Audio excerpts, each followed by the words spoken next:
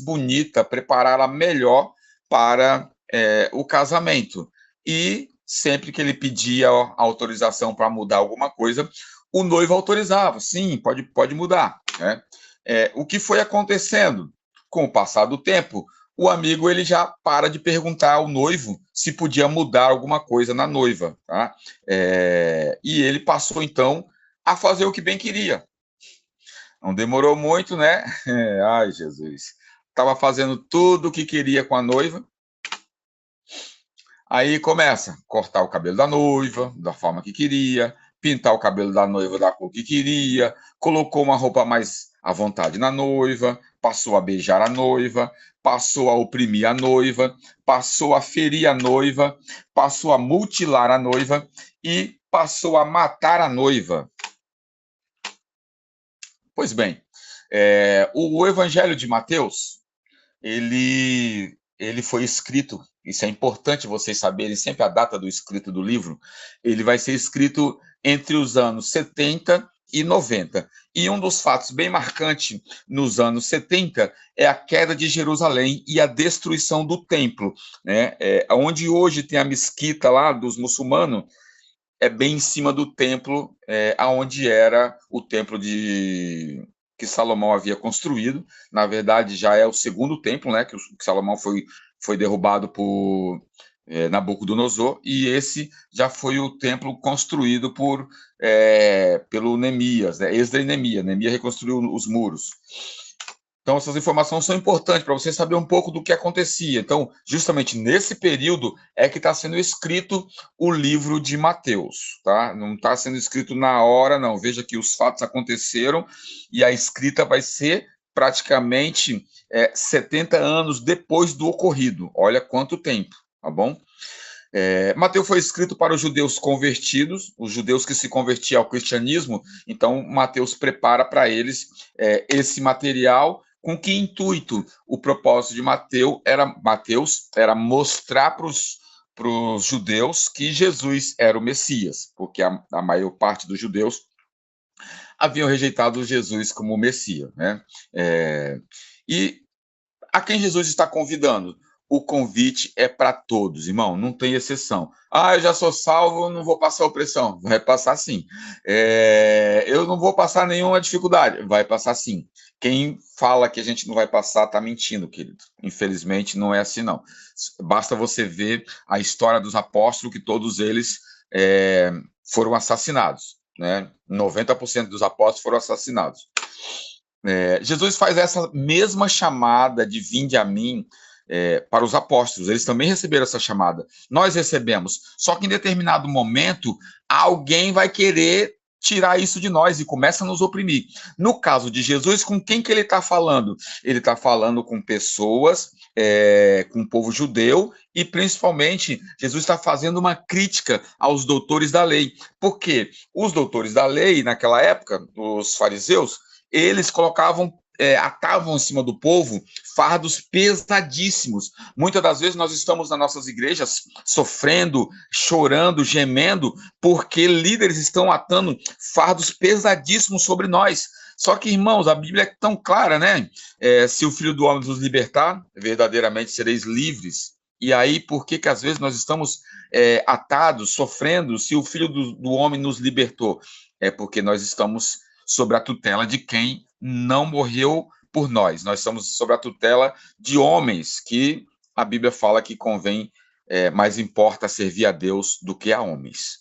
Tá? Então, Jesus estava fazendo essa crítica aos doutores da lei, mostrando que o seu ensino era contrário ao deles. Jesus vai mostrar que o ensino de Jesus, ele é leve, ele é suave, né? O ensino dele não tem esse propósito de te amarrar, mas ele tem o propósito de mostrar um caminho para você caminhar com ele. Jesus, ele é manso, humilde, né? O que ele está dizendo? Ele está dizendo que ele não vai se irar de qualquer maneira, com qualquer coisa, ou não vai se irar de forma descabida. O mestre a quem nós servimos, ele não se ira à toa, com qualquer besteira, como fazem muitos líderes aí que por nada estão querendo matar as ovelhas as quais não foi ele que comprou. Os fariseus falam e não vivem. Jesus pregava e vivia. A grande diferença de Jesus é que Jesus, aquilo que ele falava, as pessoas viam que ele praticava aquilo. Isso é muito importante nas nossas vidas. Pregar uma coisa e viver aquilo que pregamos. Os fariseus são aqueles que colocam coisas pesadas sobre os outros. Tá? Graças a Deus, os nossos líderes de hoje não fazem isso com o povo. O povo está tudo feliz, leve e solto. Os fariseus impõem coisas sobre os outros que não é o de Cristo. Cristo é muito diferente, irmão. Por quê? Cristo nos dá um alívio de tal maneira que pode estar caindo o mundo, irmão. Pode estar caindo o mundo que você está tranquilo, você está em paz. É só você olhar para o Estevão. O que acontece com o Estevão quando ele está sendo apedrejado? Está pedindo misericórdia a Deus por quem está atacando pedra nele. Olha a diferença. O jugo de Jesus é aquele que é aquela madeira que coloca no boi. Sabe quando coloca uma madeira para prender o boi, para ele puxar o negócio? É isso que às vezes determinado líder faz com o povo de Deus, faz com as ovelhas do Senhor. Coloca um jugo e elas ficam ali gemendo, chorando, aprisionada, tendo que fazer coisas que Jesus não está mandando ela fazer. Isso também era uma prática dos exércitos na antiguidade. Quando vencia o outro exército, para prender o soldado vencido, colocava esse jugo e acorrentava ele nessa madeira para que ele não pudesse fazer nada, não oferecer nenhum tipo de perigo. Tá? Só que, irmão, nós não somos soldados feridos, nós não somos soldados vencidos, nós somos soldados, irmãos, que fomos comprados, e a Bíblia diz que nós somos mais que vencedores em Cristo Jesus. Cristo não impõe, Cristo não ameaça. Então, aprenda com Cristo e não com os fariseus. Os fariseus, eles vão impor, eles vão cobrar. Você não vê Jesus cobrando nada, ele vai dizer, ó, segue isso aqui. Se você não quiser seguir, é um problema seu. Ele não vai te recriminar, ele não vai fazer nada, irmão. É uma opção sua. Cabendo você se responsabilizar com as consequências. Então, para os rabinos, quando Jesus chama, é como se ele dissesse assim, olha, venha para a minha escola é bem melhor, a minha escola é bem diferente. Tá? Então, qual é a minha proposta para vocês nessa noite? Viver em Cristo, irmãos. Muitas das vezes a gente parece que está vivendo outra coisa, não está vivendo em Cristo. Viver em Cristo, muitas das vezes, irmão, você vai ter que desobedecer homens, você vai ter que enfrentar homens, porque os homens acham que são o dono das ovelhas. Então, a minha proposta para você, viva com Cristo. Aconteça o que acontecer, eu tenho que estar em Cristo. Então, o primeiro passo para viver em Cristo é indo até Ele. Ele mesmo nos chamou, não é? Vinde a mim. Jesus não disse à humanidade, afastem-se de mim, mas sim, vinde a mim. Meu irmão, Jesus vai te chamar toda hora que você precisar, a hora da tua dificuldade, a hora que você está precisando de um alívio, é só ir até Ele, caminhe até Ele, deixa o homem de lado. Muitas das vezes, irmão, a gente é oprimido por pessoas que falam, meu Deus, não é possível uma coisa dessa, né? Às vezes a gente espera de pessoas determinadas atitudes, essas atitudes não vêm, essas atitudes nos magoam, nos chateia. Irmão, deixa cada um, porque a Bíblia diz que naquele grande dia todos nós receberemos o nosso pagamento. Então, olhe para Jesus, faça o teu papel. Tá doendo? Caminhe até ele. Eu fico imaginando o Estevão, ele caminhou até Jesus na hora das pedradas, e nós temos que fazer a mesma coisa, caminhar para Jesus na hora da dificuldade, na hora da dor, na hora do gemido, é ir até o Mestre, porque ele vai nos dar alívio. Jesus não nos promete bonança nessa vida, mas ele nos promete alívio em qualquer circunstância, em qualquer momento. Vinde à minha escola e aprendei de mim. Ó, que coisa maravilhosa. Irmão, é muito diferente aprender de Jesus. Lamentavelmente, nós temos muitos fariseus aí fazendo o que bem quer com a noiva, dizendo que é representante de Cristo, mas você vê claramente nas Escrituras que não estão representando a Cristo. Estão representando o seu ego, estão fazendo a sua vontade, e a gente não aprende nada de Jesus. Isso que é o mais triste. Como é o mestre? O mestre, ele é manso, ele é humilde de coração, irmão. A melhor coisa da minha vida foi ter conhecido Jesus. Eu vivi 30 anos no mundo, irmãos, e eu sei como é viver no mundo. Não é fácil, é muita opressão, é muita dificuldade. E aí me acheguei, e Jesus se revelou a mim, e aí quando eu conheci Jesus, aquele fardo pesado, irmão, ele levou. Mas aí você sabe o que aconteceu? O homem quis botar de volta aquele fardo. Só que graças a Deus eu nunca aceitei, porque quem me comprou pagou um preço caro. Aquele que te comprou pagou um preço caro na cruz, meu irmão e minha irmã. Você tem valor para ele. Você não é qualquer coisa. Você não é um pedaço, um objeto que possa ser tratado de qualquer maneira. Nós somos importantes para Deus. E por quê? Porque nós temos que ser ganhadores de alma. Nós temos que ser modelo. Nós temos que ser o exemplo. Mas só que muitas das vezes vão tentar te impedir. E muitas das vezes o próprio inimigo ele vai usar pessoas para tentar nos impedir. Não permita, caminhe com Cristo, porque o mestre é manso e humilde de coração. Segunda coisa, todos que estão em dificuldade. Irmão, dificuldade nós vamos ter em todos os dias da nossa vida, mas nós precisamos caminhar com Cristo, nós precisamos andar com ele e entregar nas mãos dele e não ficar com aquele fardo. Eu costumava sempre dizer que a gente apresenta a Deus os nossos fardos, mas quando vai saindo a gente pega de volta e leva conosco. Não, irmão, deixa eu na mão dele, deixa lá, deixa ele trabalhar, deixa ele fazer com o que ele quiser. Então, eu aprendi sempre a entregar as minhas dificuldades nas mãos do Senhor. A recompensa vem depois, pode ter certeza, irmão. São tantas coisas que nos cansam hoje em dia, principalmente o sistema religioso. O sistema religioso que está aí, irmãos, olha, vou te falar, é muito complicado, meu Deus do céu. Jesus. Esse domingo eu quase infartei. O pastor chamando a Santa Ceia, Santa Ceia, Santa Ceia, 500 vezes. Você tem que ficar ali calado escutando aquilo. Olha, é muito difícil, é muito complicado. Mas nós entregamos a Jesus. Eu orei, entreguei ao Senhor. Senhor, tá aí, tá difícil, mas tu sabe de todas as coisas, Senhor. O Senhor é o que contempla, é o que nos assiste, é o que nos vê. O Espírito Santo está o tempo todo conosco para nos consolar.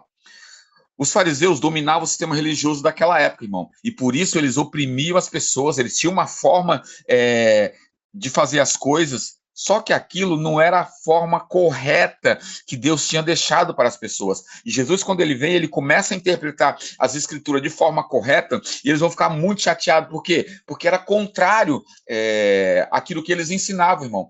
Então, não se chateie quando você fazer uma coisa certa e alguém se levantar para te recriminar, porque isso é desde a antiguidade. Veja, se fizeram isso com Jesus, você acha que não vão fazer isso comigo e com você? Com certeza vão fazer, pode ter certeza disso.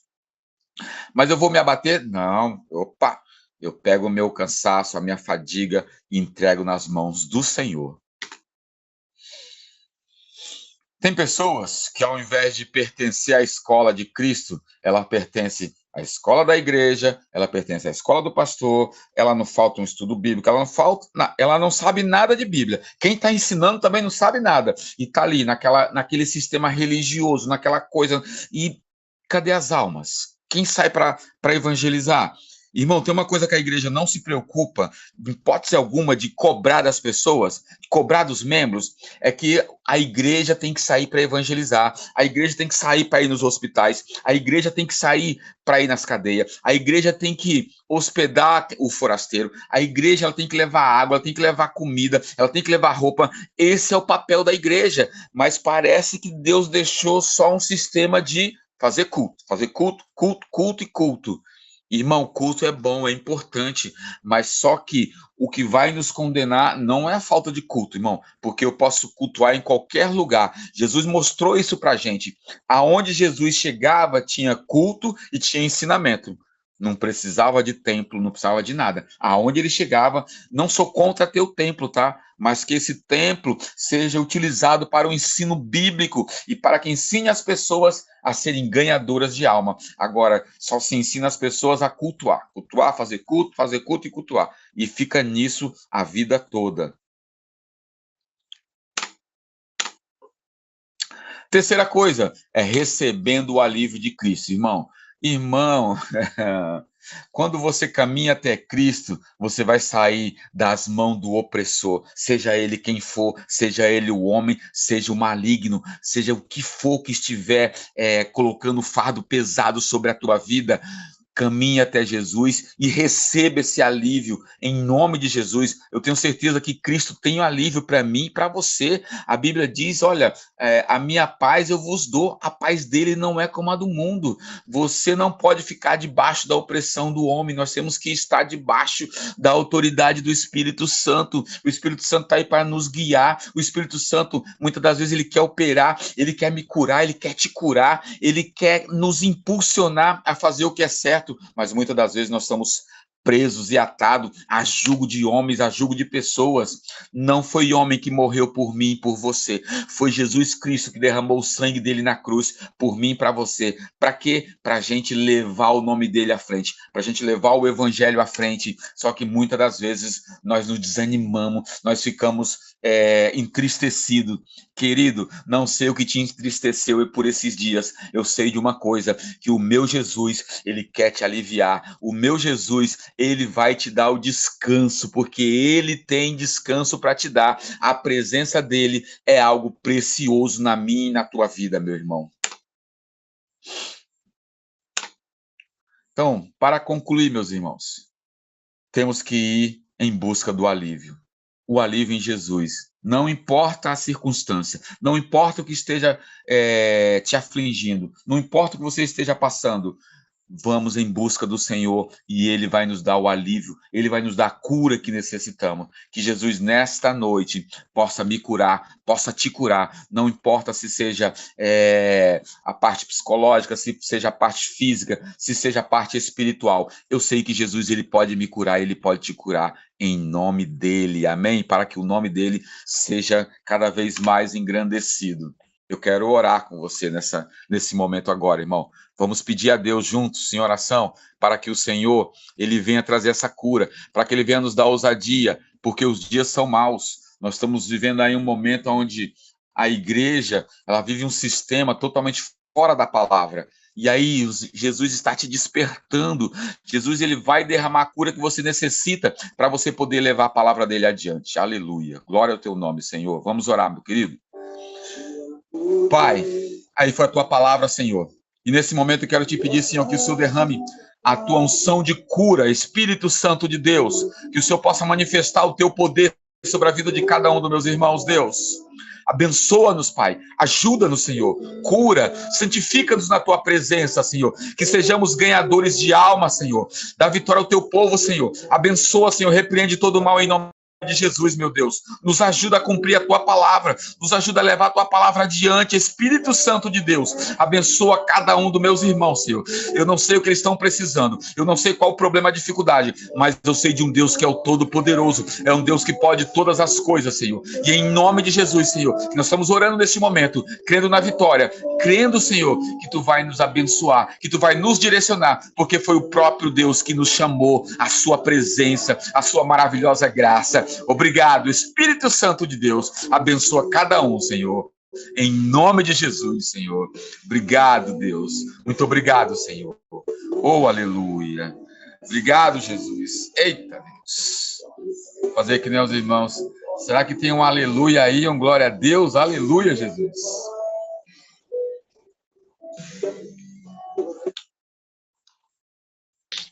Glória a Deus, pastor, aleluia. Palavra maravilhosa.